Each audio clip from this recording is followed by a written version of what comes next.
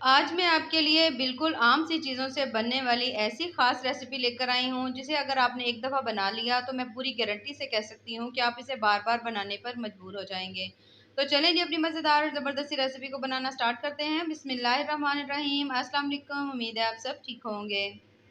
तो सबसे पहले हमने यहाँ पर ले लेने हैं अंडे। अंडे मैंने लिए हैं 3 अदद। इनको आपने बॉयल कर लेना है पहले। बॉयल जो है थोड़ा-सा हमने हार्ड करना है, यानी थोड़ा-सा सख्त करेंगे। उसके बाद हमने इन्हें ग्रेट कर लेना अच्छी तरह से।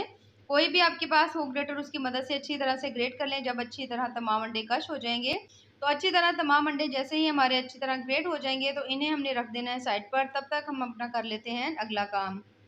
यहाँ पर मैं ले रही हूँ 1 अदद बोल, ठीक है? बोल के अंदर मैं डाल रही हूँ आटा। आम जो हम घर में रोटी बनाने के लिए आटा यूज़ करते हैं ना, ये सेम वही वाला आटा है। और इसके साथ मैं 1 कप शामिल कर रही हूँ मैदे का। अगर आप चाहें तो ये जो रेसिपी है टोटली आप मैदे से भी बना सकते हैं, और अगर आप चाहें तो आप इसको सेम आटे से भी बना सकते हैं। तो यहाँ पर मैंने दोनों चीज़ों को मिक्स कर दिया है। अच्छी तरह मिक्स कर लेंगे। जब आप देखें कि तमाम चीज़ें अच्छी तरह मिक्स हो गई हैं, तो फिर हमने इसके अंदर डाल देनी है थोड़ी-सी बिल्कुल अजवाइन। बिल्कुल थोड़ा-सा टेस्ट के हिसाब से नमक शामिल कर लेंगे, थोड़ा या कम या ज़्यादा अगर आप इसे करना चाहें तो कर सकते हैं, जितना आपको नमक पसंद हो। उसके साथ बिल्कुल हल्का-सा मैंने इसमें डाल दिया है बेकिंग सोडा, ठीक है? उसके बाद मैं इसमें ऐड करने लगी हूँ 2 चम्मच इसमें ऑयल के। अगर आपके पास घी है तो वो डाल सकते हैं, अगर आपके पास कुकिंग ऑयल है तो वो भी डाल सकते हैं। अब डालने के बाद पहले तो आपने इन तमाम चीज़ों को अच्छी तरह से ना मिक्स कर लेना है। अच्छी तरह मिक्स करने के बाद पानी डालेंगे, पानी डालकर हमने इसको अच्छी तरह से गूँध लेना है, जिस तरह हम आम नॉर्मल रूटीन में आटा गूँधते हैं ना, सेम वैसे ही। लेकिन ये आटा आपने थोड़ा-सा सख्त गूँधना है, ठीक है? थोड़ा अच्छी तरह से गूँधेंगे, ताकि जो क्योंकि आजकल थोड़ी-सी गर्मी ज़्यादा है, तो आटा जैसे ही थोड़ी देर के लिए रखते हैं ना, तो वो बहुत ज़्यादा नरम हो जाता है। तो कोशिश करें जब आप आटा गूँध लें, तो इसको थोड़ी देर के लिए फ्रिज में रख दें कि सॉफ्ट ना हो बहुत ज़्यादा, ठीक है? तो यहाँ पर हमने आटा बहुत अच्छी तरह से गूँध लिया है। गूँधने के बाद हल्का-हल्का सा ऑयल लगाएँगे और इसको हमने रेस्ट पे रख देना है 10 से 15 मिनट के लिए। तब तक हमने ले लिया 1 अदद पैन। पैन के अंदर मैंने डाल दिया है 2 से 3 चम्मच ऑयल डाल दिया है। 1 अदद मीडियम साइज़ की मैंने इसमें डाल दी है प्याज़। प्याज़ डालने के बाद अब हमने प्याज़ को हल्का-हल्का सा फ्राई कर लेना है, बहुत ज़्यादा नहीं भूनना, ना ही इसका हमने कलर चेंज करना है, बस बल्कि हमने इसको हल्का-सा सॉफ्ट करना है, ठीक है? यहाँ पर आप कोशिश करें कि साबित जिस तरह हम प्याज़ लेते हैं ना, हम लोग आम थोड़े बड़े साइज़ में प्याज़ काट कर सालन वगैरह के लिए इस्तेमाल करते हैं, तो वो उस तरह ना लीजिएगा, क्योंकि उस प्याज़ को सॉफ्ट करने में थोड़ा ज़्यादा टाइम हो सकता है, तो इसलिए आपने कोशिश करें कि प्याज़ को चॉप कर लें। एक तकरीबन मैंने इसमें डाल दी हैं 2 अदद मैंने सब्ज़ मिर्ची डाली हैं, 1 अदद टमाटर डाल दिया है। डालने के बाद फिर से हमने इसको अच्छी तरह से पका लेना है हल्का-हल्का। जैसे ही तमाम चीज़ें सॉफ्ट होंगी, तो हमने इसके अंदर डाल देने हैं स्पाइसेस। तकरीबन 1/3 चम्मच जो है मैंने इसके अंदर डाल दिया है नमक का। नमक डालने के बाद बिल्कुल थोड़ी-सी डाल देंगे इसमें लाल मिर्च, और हल्की-सी मैं इसके अंदर हल्दी डाल रही हूँ, ठीक है? बहुत ज़्यादा मसाले मैं इसमें नहीं डाल रही, क्योंकि अगर आपने बच्चे जो हैं फिर वो ज़्यादा मसाले खाना पसंद नहीं करते, तो इसलिए मैंने बहुत ज़्यादा कम मिकदार में डाली है। लेकिन अगर आप अपने लिए बना रहे हों, तो मसालों की मिकदार जो है वो ज़्यादा भी कर सकते हैं।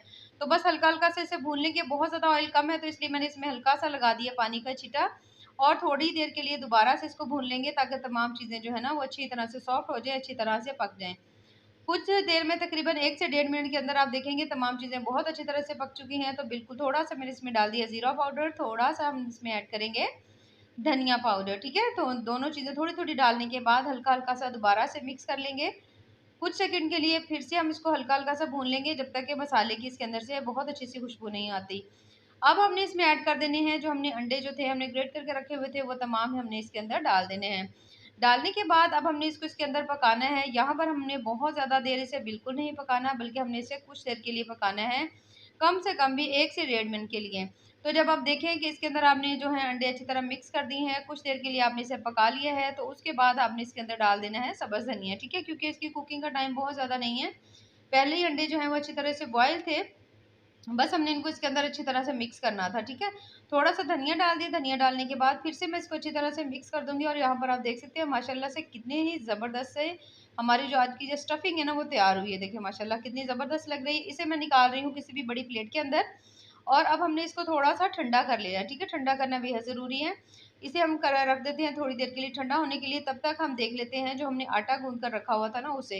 तो माशाल्लाह से आटा हमारा ज़बरदस्त सा सेट हो चुका है। तो यहाँ पर हम इसके कर लेते हैं पेड़े छोटे-छोटे भी आप बना सकते हैं। अगर आप चाहें छोटे साइज़ के पेड़े बनाना, तो कम से कम भी इस आटे के 6 पराठे बन जाएँगे आराम से। लेकिन अगर आप मेरी तरह बड़े पराठे बनाते हैं, तो फिर ये 4 पराठे इसके बनेंगे। तो पेड़े जो है वो हमने सारे करके रख लेने हैं। पेड़े करके रखने के बाद अब यहाँ से हमने ले लेना है 1 अदद पेड़ा और इसको आपने लगा लेना है थोड़ा सा खुश्क आटा, और हाथ की मदद से इस तरह से करके आपने थोड़ा थोड़ा सा इसको बड़ा कर लेना है। ठीक है, थोड़ा सा रोटी का साइज हल्का हल्का सा हमने बड़ा कर लेना है। उसके बाद हमने जो अंडे की स्टफिंग बना कर रखी हुई थी वो हमने इसके अंदर डाल देनी है। ठीक है, ये देखिए इस तरह से करके। तो यहाँ पर जो स्टफिंग है वो मैं काफ़ी सारी इसके अंदर डाल रही हूँ, तकरीबन 3 चम्मच जो है ना भरकर मैंने इसके अंदर स्टफिंग डाल दी है। स्टफिंग डालने के बाद अब हमने इसका पेड़ा बनाना है। इस तरह से बहुत ज़्यादा इजी होता है। इस तरह आप इसको नीचे रखकर इजीली इसको इस तरह से ज्वाइन करते जाएंगे तो बहुत ज़्यादा ज़बरदस्त और कमाल का जो है ना आपका पेड़ा ये देखिए इस तरह से करके तैयार हो जाएगा। इसको आप इस तरह हल्का सा हाथ के ऊपर घुमा लें और ज़बरदस्त पेड़ा तैयार हो जाएगा। आपने अक्सर अंडा पराठा बहुत तरीके से खाया होगा, लेकिन कभी आपने इस तरह ट्राई नहीं किया होगा। अक्सर हम अंडा पराठा बनाते हैं तो हम पराठे के ऊपर अंडा लगा देते हैं, लेकिन अगर आप इसी तरह अंडे की स्टफिंग बनाकर इसके अंदर रोटी के अंदर डालकर बनाएंगे तो आप यकीन करें इतनी ज़्यादा कमाल की बनेगी, इतनी ज़्यादा मज़े की बनेगी कि आलू हो या जो भी पराठे हो आप सभी को भूल जाएंगे और आप हर दफ़ा इसे ही बनाना पसंद करेंगे। यहाँ पर मैंने एक और पेड़ा लिया था मैंने आपको दिखाने के लिए कि आप देख सके कि आपने उसको किस तरह से आपने उसे कवर करना है, उसका आपने पेड़ा किस तरह बनाना है। स्टफिंग रखने के बाद अच्छी तरह से मैंने घुमा लिया, एक्स्ट्रा आटा हमने उतारना नहीं है, इसी के ऊपर ही हमने रहने देना है। और ये देखिए माशाल्लाह से ज़बरदस्त से हमारे जो पेड़े हैं ना वो तैयार हो चुके हैं, बहुत ज़्यादा ज़बरदस्त। अब हमने तमाम जो पेड़े हैं वो तैयार कर लिए हैं। तो यहाँ पर अब हम बेल लेते हैं रोटी। रोटी बेलने के लिए यहाँ पर अगर आप चाहें तो हाथ से भी बेल सकते हैं, जिस चीज़ से आपको सहूलत हो। लेकिन अगर आपने बेलनी यूज़ करनी है तो बेलनी जो है ना वो आपने बहुत ज़्यादा हल्के हाथों से, नहीं तो पराठा जो है ना फट सकता है। इस तरह के स्टफिंग वाले पराठे जो होते हैं ना वो थोड़े थोड़े आम पराठे से मोटे होते हैं, लेकिन अगर आपको नहीं पसंद मोटा पराठा तो आप बारीक भी कर सकते हैं जैसे आपको पसंद हो। तो यहाँ पर हमने पैन अच्छी तरह गर्म कर लिया था। गर्म करने के बाद हमने रोटी इसके अंदर डाल ली है। जैसे ही इसकी एक साइड अच्छी तरह से पकती है तो हम इसकी साइड को चेंज कर लेंगे। ठीक है, आप चाहें तो यही पराठे जो हैं आप किसी तवे के ऊपर भी बना सकते हैं, कोई मसला नहीं, जैसे आपका दिल करे वैसे बना लें। तो जैसे ही एक साइड हल्की हल्की सी कुक हुई है तो हमने इसके ऊपर घी लगा दिया है। साइड को हम चेंज कर देंगे। चेंज करने के बाद इसे भी अच्छी तरह पकने देंगे और दूसरी साइड पर भी हल्का हल्का सा घी लगा लेंगे। अब अच्छी तरह घी अप्लाई करने के बाद इसकी साइड को भी हम चेंज करेंगे। दोनों साइडों को अच्छी तरह से गोल्डन ब्राउन होने तक पकाएंगे और माशाल्लाह बहुत ज़्यादा कमाल का हमारा जो पराठा है वो तैयार हो चुका है। तो यहाँ पर अगर आप बेलनी का यूज़ नहीं करना चाहते और आपको लगता है कि पराठा जो है फट जाएगा तो आप हाथ की मदद से, जैसे मैं इस तरह से इसको फैला रही हूँ, इस तरह से करके आप इसको थोड़ा थोड़ा सा फैलाएंगे तो आप देखेंगे कि हाथ की मदद से ज़बरदस्त सा पराठा ये देखिए माशाल्लाह से तैयार हो चुका है। तो यहाँ पर इसको भी मैंने पैन में डाल दिया है अच्छी तरह से। एक साइड जैसे ही इसकी कुक होगी दूसरी साइड को पका लेंगे, थोड़ा थोड़ा सा घी लगाएंगे और दोनों साइडों को हमने पका लेना है जब तक कि दोनों का कलर जो है वो बहुत ज़्यादा ज़बरदस्त और गोल्डन ब्राउन नहीं हो जाता। ये देखिए माशाल्लाह से कितने ज़बरदस्त हमारे जो पराठे हैं वो तैयार हो रहे हैं। आप यकीन करें इसमें ढेर सारी इसमें स्टफिंग है और बहुत बहुत ज़्यादा कमाल का इसका जायका है। तो माशाल्लाह से देख सकते हैं आप ज़बरदस्त से हमारे पराठे जो है तैयार हो चुके हैं, जो कि बहुत ज़्यादा टेस्टी और बहुत ज़्यादा मज़े के बने हैं। तो इन्हें मैं निकाल रही हूँ किसी भी प्लेट के अंदर। ये देखिए माशाल्लाह कितने ज़बरदस्त लग रहे हैं।